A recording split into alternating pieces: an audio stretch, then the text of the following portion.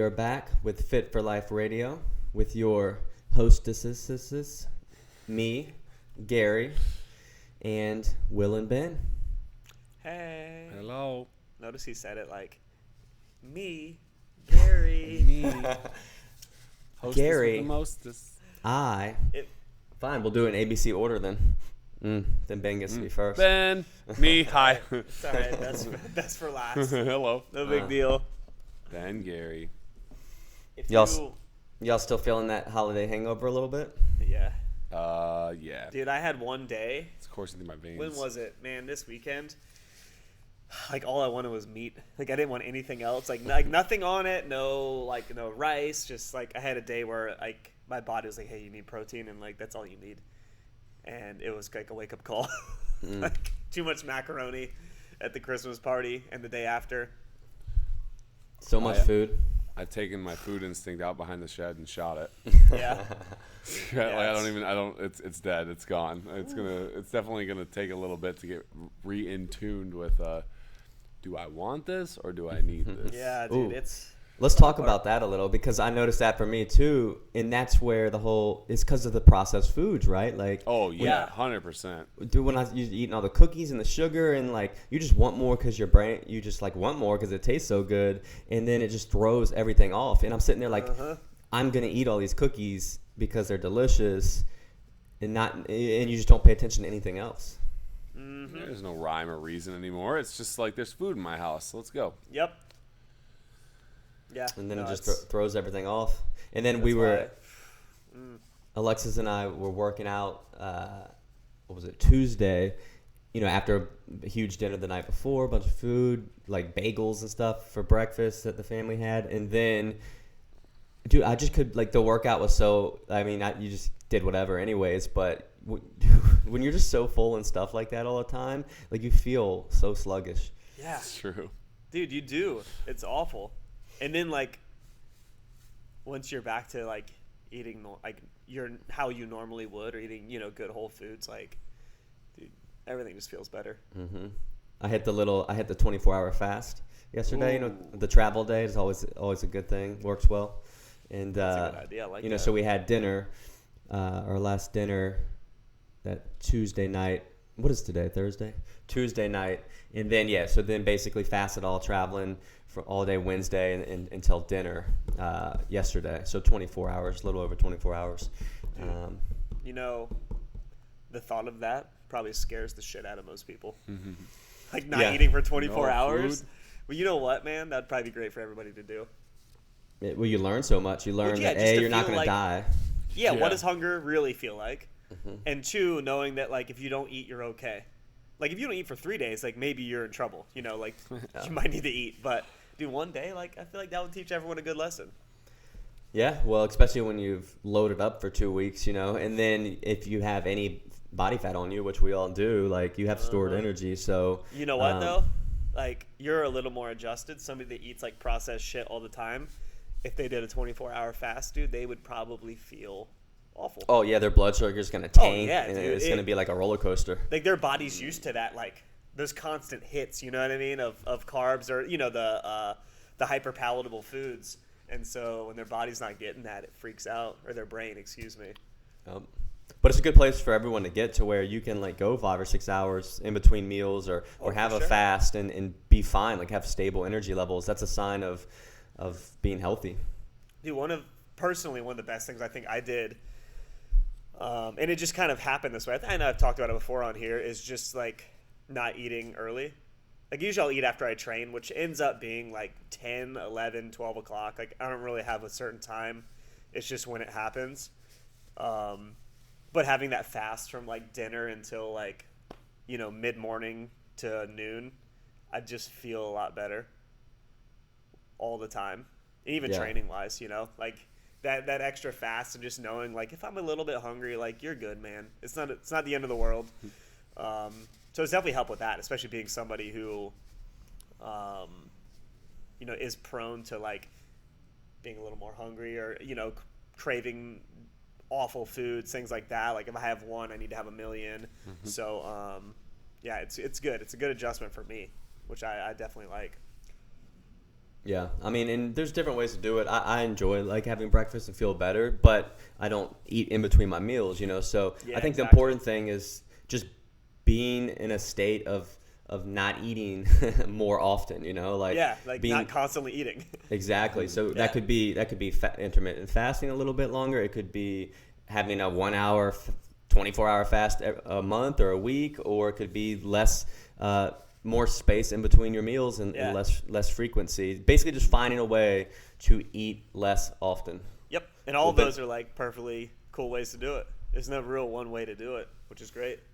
So, and then yeah, I mean, but man, those, yeah, I just have no self control when it comes to anything. I mean, me neither. I think self control is for the large part like not a thing.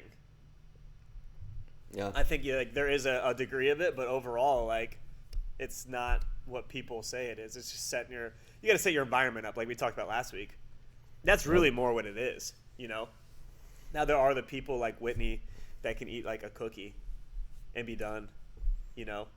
or The one moderator. Mentos. I think they call them moderators. People that can eat like one of like in anything. Like they can like play a video game for 10 minutes and be good, or they can go to the slot machines and then like just play it once and they're fine.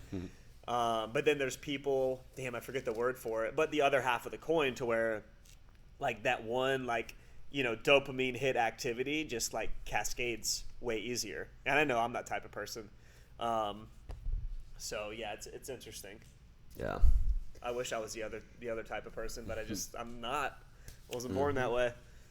and then really kind of leading into that, looking at the new year here around the corner, most people are going to be taking that approach with their goals. You know, January 1st, I want to get fit, so they're going to go keto. They're going to go to the gym and do 3 hours a day of working out, and they're going to make that goal happen in 4 days, right? Yeah. Everyone resolve all of their 2017 mistakes within the first week of January. Let's do it, baby. Buckle down. Be Nice. smooth. All of your problems, all the Oh, shortcomings solved. So what we want to help you guys out with today is giving you some ideas of actually just simple individual things to change in your daily life that are going to make way more impact than trying to go Whole30 or keto for a month. So, when you think about it, saying I'm going to go keto and you currently eat Twinkies and Ho-Hos, that then means going to a place to where eating an apple is technically bad, because the apple will take you out of ketosis. And do most of us even need that? Do we need to be at a place where like an apple is on the no list? I don't think so. So I know. So we'll kind of each share one. I want to share is, which we kind of just talked about, is not snacking. So instead of going on some huge, massive, super change plan for 2018, if most people just say, I'm not going to snack in between meals, they'll get more from that in 2018 than anything else. And when I say snack, if you're super hungry and you're like, about to pass out, like eat a meal. But have a palm of protein and a fistful of veggies, maybe a piece of fruit with it. Just don't allow yourself to give in to needing a snack, and then you pull out some peanut butter pretzel crackers, or it's kind of an excuse to have something like that. So not snacking is just with our clients, one of the things we see that's just an easy way to make progress with losing weight, feeling better, improving your digestion, and all that good stuff. Yep. And I think a good distinction too is like when you want a snack, like are you actually hungry, or do you just like want a snack? Or like are you a tiny bit hungry but you'll survive? So asking yourself that question before you grab a snack, I think is a good idea too. Because for a lot of people, like if you are like starving, then you might not have ate enough of the right stuff at your previous meal too. Yep. So use that as a cue. If it like 10 a.m. every day or whatever time you're like ravenous and you already ate breakfast, well, like maybe you should add some more like protein to that breakfast, and then see how you feel at that same time, and that might do it for you. So a lot of that like urge to snack might just be not eating enough at your real meals. So that might be a good takeaway, something you could try out if you do find yourself like always wanting to reach for the pretzels or eating 4 handfuls of cashews or something like that. Um, so yeah. And over the long term, yeah, adding that extra lean protein to your breakfast may only be an extra 100 calories. Whereas then if you're kind of hungry and you have 4 handfuls of cashews, that's 800 calories. So like that's the difference in the long term. I'll go ahead and tack on mine. Just a good, not easy, but like a simple, impactful thing that you can do. Because I know for me personally, and I'll tell you guys why this happens. I experience this is like getting a good night's sleep. So if you don't get enough sleep, it kind of messes with your hormones, and then basically, if you want to look at it like this, it kind of cuts down on the quote-unquote willpower that you have. So you're a lot more likely to reach for like calorie-dense food rather than nutrient-dense food, because your body or your brain is just like, I need, the most dense thing I can get, because your hunger hormones are really out of whack. So you're a lot more likely after a really bad night of sleep, or just like, staying up super late, to grab something without even thinking about it, right? So you're getting your coffee, and I guarantee you're probably 10 times more likely to just grab a donut and go and not even think about it. Like, it's just like an instinct to just, I need this, I'm getting it, and leaving without even really going through the thought process.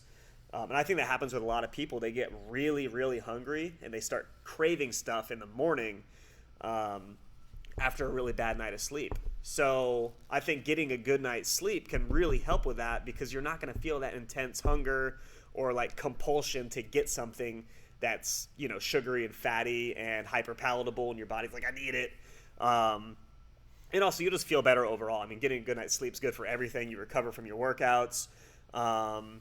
It helps you not get sick. I mean, you're way more likely to get sick if you don't sleep. So really, overall, you can just feel better. And I think a lot of that. So I'll go to like a takeaway. A really simple thing you can do is just set a bedtime.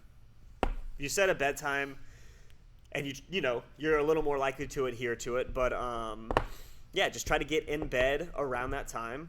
And then maybe get better as time goes on, but that at least will help, rather than just, free for all. I'm going to bed at 9 o'clock tonight, and then I'll be in bed at 3 a.m. the next day because I was up watching Netflix. If you set a bedtime, then you'll be a little more likely to adhere to it, and then, in effect, helping your nutrition. Because I know when I don't get enough sleep, I'm like, damn, like, I could use a donut today or something like that. And so it definitely is a good example of how one thing can affect your entire day in terms of what you eat and all that.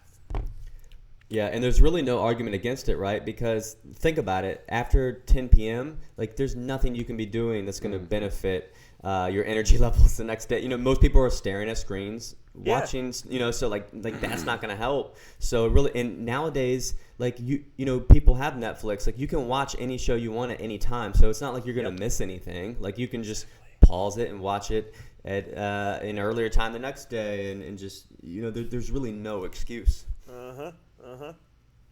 Yeah. I think I kind of have a specific one that I was thinking of, but I think that the way to, I guess, attack that is the kind of the same way you can attack a lot of the goals that you'll be setting for 2018, and I think that's really just turning them into bite-sized goals, into something that you can do maybe daily or every once a week, something systematic. But it's not a big bite. If you're staring at the whole pie, and you're going to see how much you can eat, like, or how quickly you can eat it, or maybe you're going after your first chin up, for instance, and you want to basically put in like 6 days a week toward just intense chin up training. It's kind of the wrong mindset. You're going to rush through and maybe stuff yourself full, if we're going back to the pie metaphor. And then what are you going to do for the next 6 months? If the goal or the pie was meant to be eaten in 6 months and you're done in 3, you're probably still full, so it's not like you have something else to eat. But instead, if you just take things a little bit more bite-sized, a little bit more systematic, do your due diligence, maybe every day, but in a simpler and more manageable term, you actually get to your goals, and you get to them in a very joyful way. So I guess mine is I'd like to get better at meditation. I think meditation is one of the best ways to kind of control your own decision making, control your own mind, understanding where you are throwing energy, and how easy it is to get wrapped up in things pulling you left, right, up, and down. I think being able to go to that space in your own mind is, for me personally, is something that I want to go after. So getting better at meditation, I've actually talked to a few people at the gym about this, and they're like, okay, so I'm going to start meditating an hour each day. And I'm thinking to myself, if you've never meditated, you will not succeed at meditating an hour each day. If you try for an hour. And all that metaphor stuff is really coming to this conclusion. Like, no, you know what you need to do is you need to shoot for something like 3 minutes. Yep. And you know what? Let's say you undershoot it. Let's say 3 minutes was easy. You know how okay that is? You know it's okay to set a goal that you know you can achieve and then achieve it. Teaching yourself that type of success day after day is going to bring you a lot farther than, an hour. And then Tuesday, an hour. Wednesday, an hour. And then I guarantee Thursday, you don't have an hour to spend on that. Like, you're going to get tired. You're going to get burnt out. Or, again, pie metaphor, you're going to get full. You're just really, I think, setting up your 2018 by making it actually bite-sized, things that you can control, and then, that way you're succeeding day after day. Being successful day after day really, really will contribute to a positive 2018 and how you tackle any of your problems or shortcomings from 2017. But yeah. Yeah, one of my favorite websites, zenhabits.com, Leo Babauta. He talks about that, and it's a mindset thing too, right? If you tell yourself, I have to commit an hour to this, it can be overwhelming, and then you never get started on it, Mm-hmm. Whereas if you say, I just gonna do 1 minute of meditating, then that gets you started, right? It's only 1 minute, Yep. and then that 1 minute may turn into an hour or whatever. Right. But a lot of people end up psyching themselves out by committing to too much. He uses the example of flossing, right? Like, just say, I'm just gonna floss one tooth, And then, one tooth, that's going to take 4 seconds. But obviously, once you get started, you're going to finish, Right. So, and then even more, back to the specifics of meditating, most of the benefits you can get from 10 minutes a day. So, Absolutely. An hour is, unless you really love it, it's not even necessary. Yeah, you're going for something else. If you're going for an hour, you're really you're trying to be a monk. Type of, yeah, exactly. And you know what? For some people, they love it and they want to, reach that point. But for most people, 10 minutes. 10 minutes is way more than we give ourselves now in terms of just having a calm mind and just being present. And dude, that even 5 minutes a day would be super beneficial for every human being. So, starting small is not a bad thing. Yeah. I think all I'm seeking is clarity, and the answers that a lot of us look for, and we listen to a lot of things, we watch a lot of TV, we read, or we scroll Facebook. We're looking for a lot of different answers, and I think those answers are inside each one of us. I think we can find those, the directions, what we really want out of, say, 2018 or whatever. But just that clarity. Yeah, 5 minutes. 5 minutes should do it. Yeah. At least moving you toward it. And you know what? You get better at that 5 minutes though, as you go on.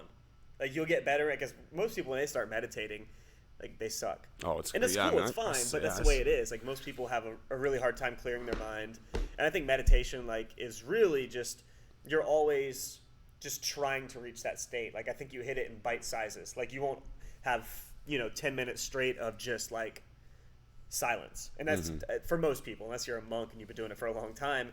It's just you kind of go in and out of hitting that silence. If you know me, you know I'm always on the run, up early and home late, so having a 3-hour morning routine isn't really in the cards for me. What is in the cards is AG1. It's a fast way to get vitamins and minerals I need to perform.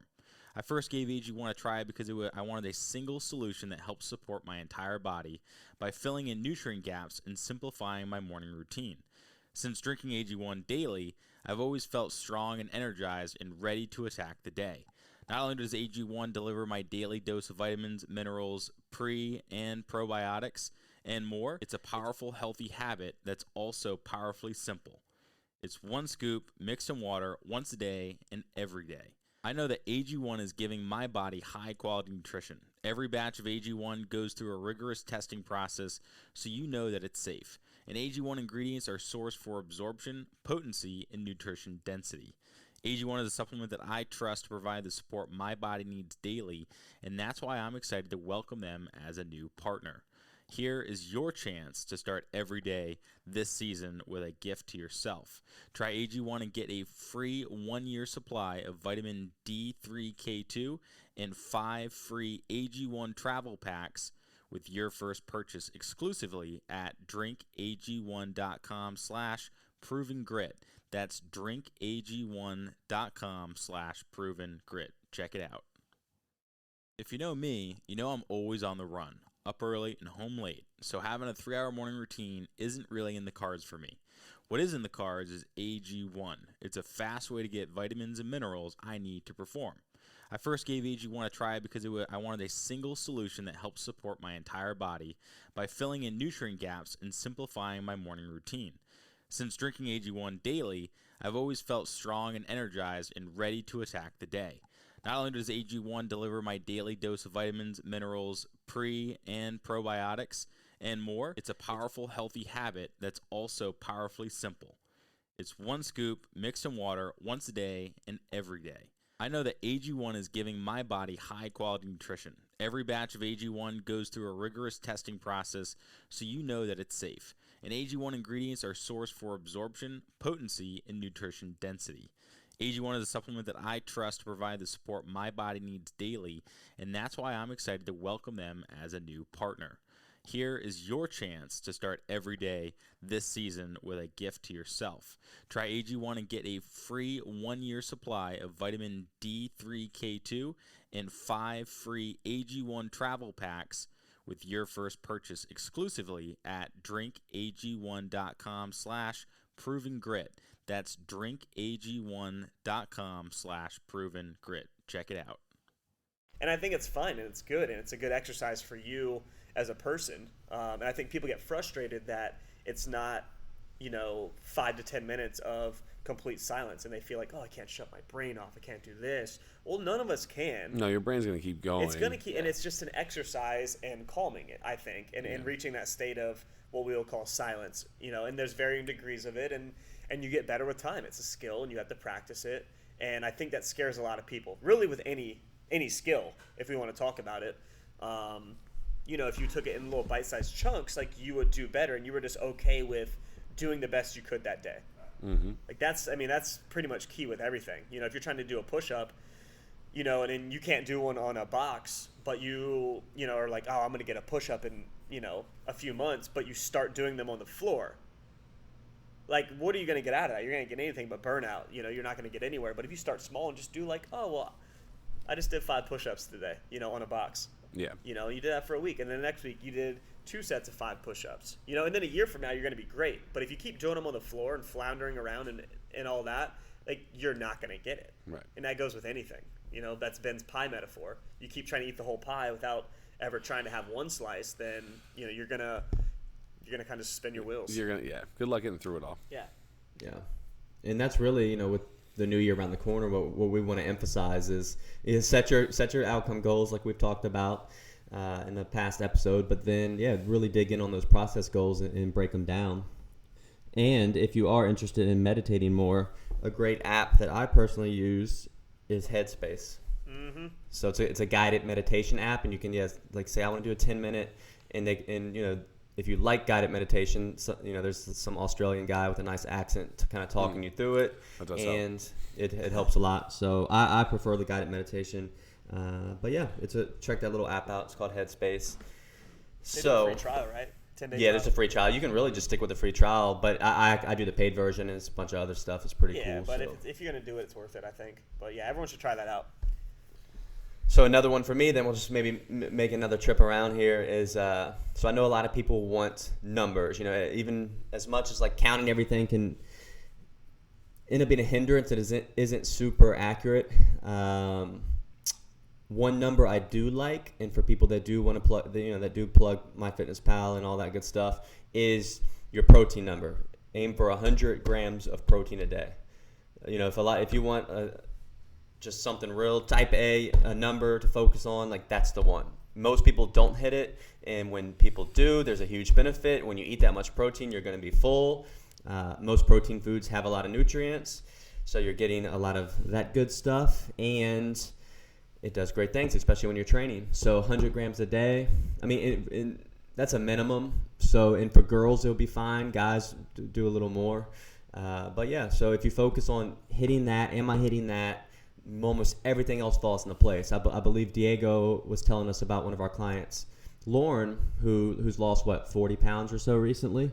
Yeah. And that was, the feedback was she was just amazed because that was the only thing she's really changed or focused on, was that she was getting enough protein in at each meal, and that's carried her a long way, and we see that over and over and over. So 100 grams of protein a day, it's a great habit for New Year's. Like if you're like, I'm going to lose 15 pounds this year, don't try to do some complicated diet, don't do this, don't do that. If you want, just do that simple thing. Say, I'm going to eat 100 grams a day, plug it in. Really, after a couple days, you'll know what 100 grams of protein looks like. We like to use the hand guide, so it will break down to about 5 servings a day of protein. So like 4 ounces of meat, or 1 cup of cottage cheese or Greek yogurt, or a scoop of protein powder. All those make up a serving. So 5 servings of those is about 100 grams. Which, it might be daunting at first, too, for some people. But if you don't hit 100, just try, and then get better as time goes on. 'Cause some people fill up before they hit 100. Which is kind of the point, which is good. Yeah, and absolutely. It's daunting, but it's a good daunting, right? Like we're asking you to eat more of something and not worry about too much other stuff, as opposed to like, you can't have this. Exactly. Taking everything away. So one of the other cool parts about protein, and this is this might be more personal experience. I'm sure you got some science to back me up. But when you get that number, just as simple as like 100 grams of protein, like the food instinct that I killed behind my shed, like that's how you revive it. If you're getting a baseline of protein, like that's where the food instinct is actually built off of, because your central like need as a human being, that protein regeneration is happening. After that, then you can really start paying attention. Like maybe I do need a little bit more food today or less food today. But unless you're hitting that number, I really would check yourself before you're just like, I'm hungry and I actually need this cookie or whatever. Yeah.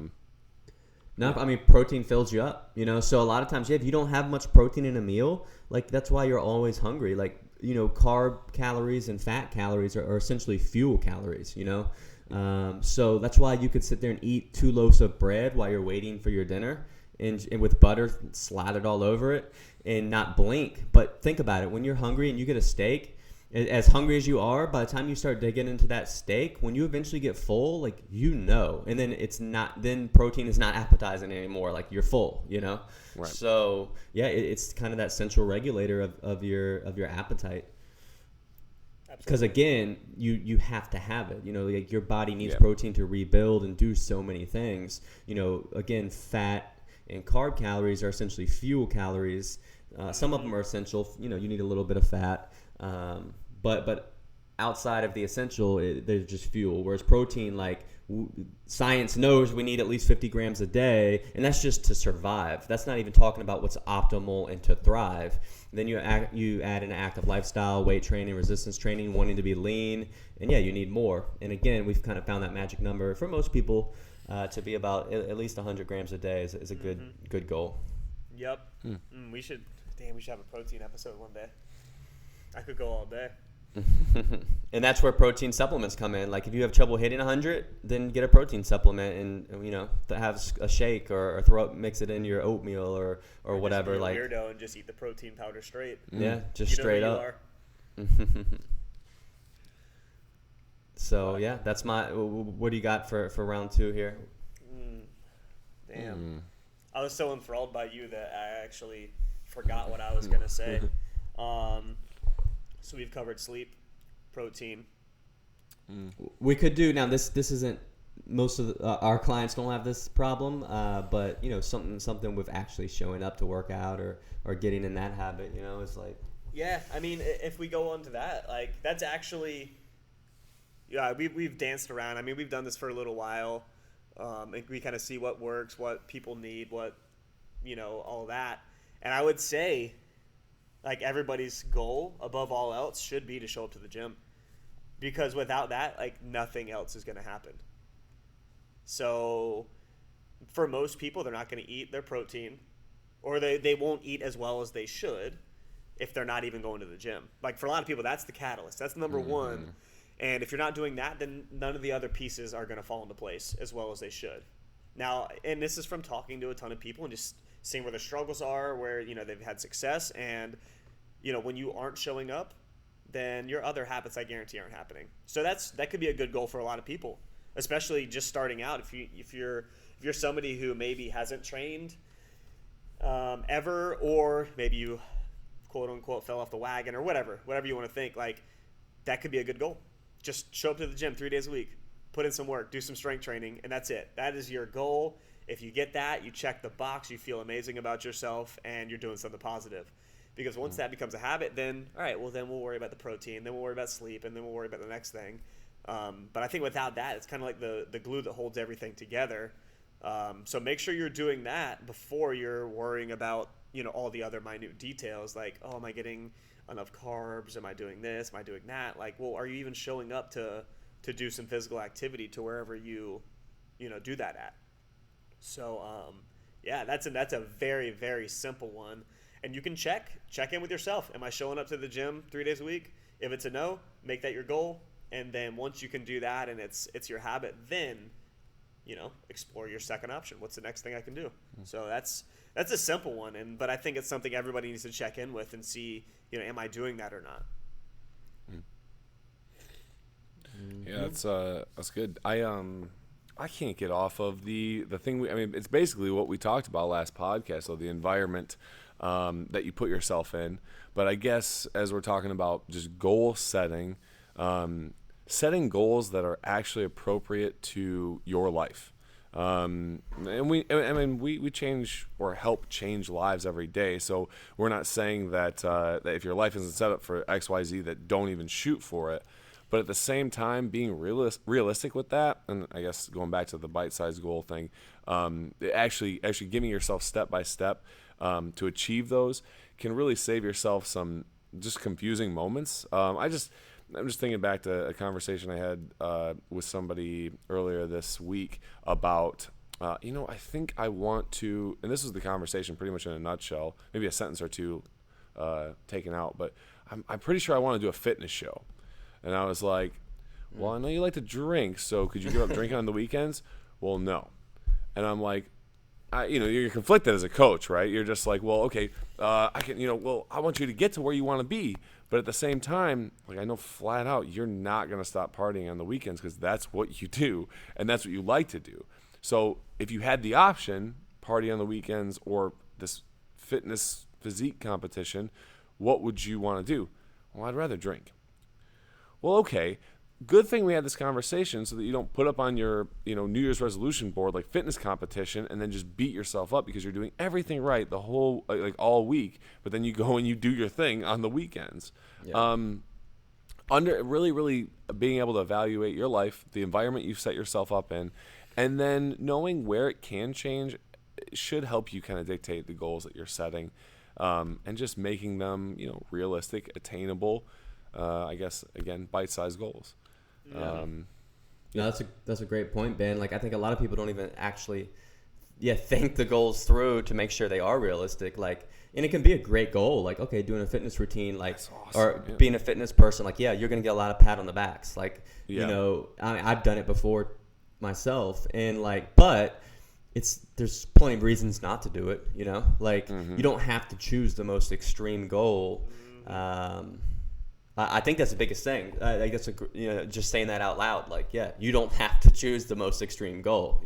Like, it's okay to just do what's attainable or what fits your lifestyle. Yep, and I think too, like, it's all right to set like an attainable goal, and then once you hit that, you're allowed to set another goal. Yeah, you're not just it's not just one and done. Yeah, one and done. You can set a goal and hit it.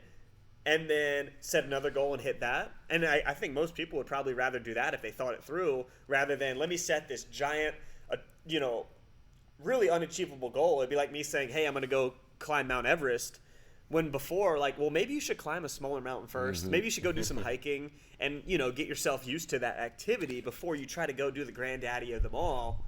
What is it in us that doesn't allow us to set I need to climb a smaller mountain? Like you set that goal, I want to climb this mountain that's small. And you go, it's too easy or something. What is that? I'm going to spitball here, and this could be wrong, and this is just me off the cuff.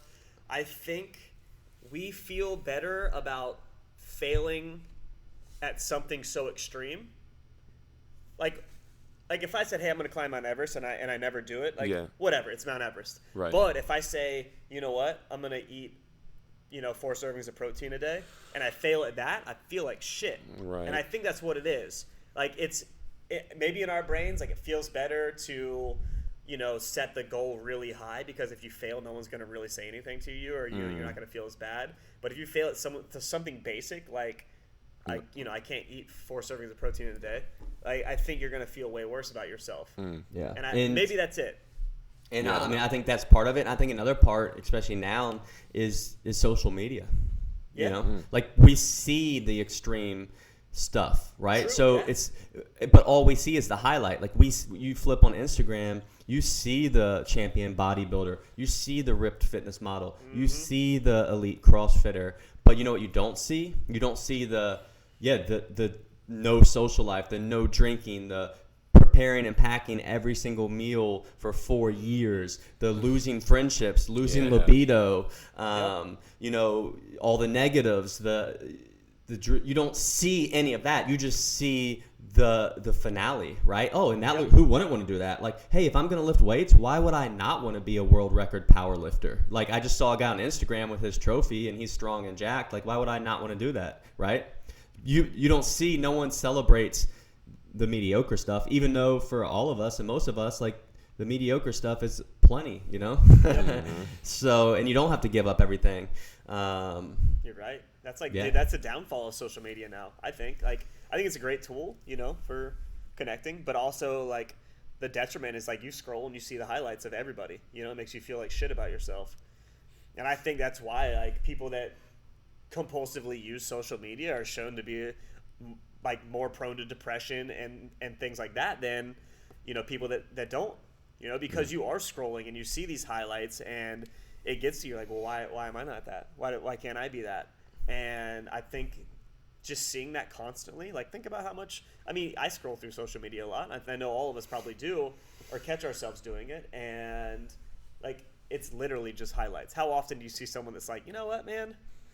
Like, today was okay. Today was a normal day. Today was normal. I just sat at work and didn't do anything. Nah, like, people aren't going to post that. People are going to post about all the good things that happen to them.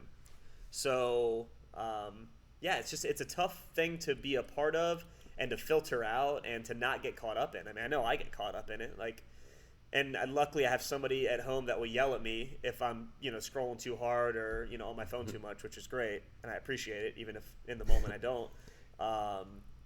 It's tough. I feel like imagine... this is going to be a drastic change real quick, but just the way you said scrolling too hard, for some reason, like filming like a rap spoof music video, and the song is called Scrolling Too Hard. I knew that's where you were going right when you said it, dude. I just want to put that out there. Yep. It's like riding dirty, Scrolling too hard. And it just shows, like, you're scrolling and you just, oh man. I got so many ideas going through my head right now. But yeah, that's it. So it's a sick beast. I would say there's so many different reasons, and it's really just, it kind of comes back to, like Ben said, like, meditating to, like, really just, be able to, like, come back to central base with everything, know yourself, and really make a good decision. Yep. You definitely want to know yourself, and I think that's a good way to do it. That meditation, but just really look at your life, look at what you've set up. Actually, be honest with yourself about the parts you like and the parts you don't, and there's your goals, there's your things. And honestly, like, at this point, just, if you really think that you're making a goal that's too small, like, prove it and show that you're capable of success. Like, because you know what, there are those people out there, and I love what you guys said about it, but just they do these, they put this huge goal out because they're going to fail at whatever they think, or they have this mindset, or they, that's the rut they're in. I fail at everything I do, so I'm going to set this big one up, and that way at least if I fail at that one, I've moved somewhere. But maybe instead we need to teach ourselves success and just set a goal we know we can crush. Crush that. How does that feel? Like, look at you actually doing it. Look at you setting something and doing it. Now try a little bit bigger. Pretty soon you actually come to realize, and this goes for every single motherfucker listening to this, that you are capable of doing whatever it is that you set your mind to. Like, changes will have to happen, but success is a mindset, and it's something that you don't. I mean, you have it. Every one of us has it. We do it. We've done it. You're still alive. You're listening to it. You've done it. So maybe you just need to start a little smaller and let yourself be right and successful. So I'm gonna ask a question. Do you guys think people are afraid of success sometimes? Oh, yeah, 100%. Yeah. Like maybe just because it's change. Yeah. Like everyone resists change. I think it's the way we are. We seek equilibrium, and you want things to be the same. You want everything to be normalized, but maybe people are afraid of success because it's different. And people will view you different, and things change, and it is scary. That it is, it's scary. I think changes. So, maybe that is why, not the only reason, but something that plays into why people are kind of afraid to go for something attainable. Yeah. Because maybe I will do this, but what happens if I do that? Who am I going to be? And maybe that's a hurdle some people have to jump over. Yeah. It means, things will change. If you experience success with something, it's typically going to be a different standard than at that point, Yep. that you have to commit to. Yep. So, yeah. But once you do it, it snowballs. So. Yeah, exactly. Yeah. You get comfortable with it. Yeah. And I think for, most of the people listening, to kind of bring it full circle, just start small. And like for us, we know, like with what we do at Coastal Strength and Fitness, for most of our members, just coming to the gym is a key thing for them, and I know for like the morning crew, the morning people, working out is like a key part of their morning routine. It kind of sets the tone for their day, gets them going. And for the evening people, it's like a lot of people of our clients, when you talk with them, they love having that transition between work and home, so really it's just like finding, like, you need to exercise, or you need to eat healthier, and then like where does that fit into your day? Like, don't think about all the worldly things and research the million different ways to do it. Just do, just start working out, get help, find a place, and just where does it fit in your day? Because if you can't make it work in your day, it's not going to work at all, Yep. So, yeah. Shazam. Boom. That was good. Shazam blam. So with that, I think Happy New Year's to everyone. It'll be 2018 when they hear this. Yep, it will. So get your mind right. It's going to be good. Get your head right. My goal this year is to maximize puppy snuggling. Oh, yeah. My goal this year is to get a puppy. That's attainable. See, that's attainable. Will's starting smart. Like, he can't maximize puppy smuggling if he doesn't even have a puppy yet. Yeah, look at that illustration. Look at that. Start small. Yep. You just got to get the puppy. I don't think I'm going to have much resistance on getting a dog, so. But you know what? But it's a scary. But that little bit of success, it will changes everything. Well, it right? changes the whole day. Right now, like, you have a dog to walk, and you have to feed the dog, and you got to take it to mine's bed. got to poop right now. I know he does. Like, you got to take it outside. And so, like, you're right. There's a lot that comes with this success of getting a dog. You'll be successfully cuddling, but you'll have a lot more responsibility. The good thing is, I don't technically have to be at work until like 2:30. So I got a lot of time to snuggle. Or to attack that second goal. Or I can always snuggle at the gym. Just throwing it out there. Just put up a little playpen in the office. Oh, there we go. We didn't need a playpen. Don't we already have one of those for Ben? Yeah, actually. You can just use mine. Same Basically height. a playpen. Yeah. All right. Well, I think it's time to skedaddle. Yep. All right. See you guys. Ben, do you got any like Christmas music? Man, no. Honestly, that's the problem. Like, too much Christmas music, too much like music. I'm not even in touch with my instincts. I throw on my phone, I look at my recently played, and it makes me sick. So we're gonna have to start off 2018 on a clear palate. Listen to something good, and hopefully I'll have we'll get you some. guys next I'll have some direction for you. Yeah, next There we week. go. There you go. See where you're headed. I like it. All right. Yep. Holla back. Later. Bye bye.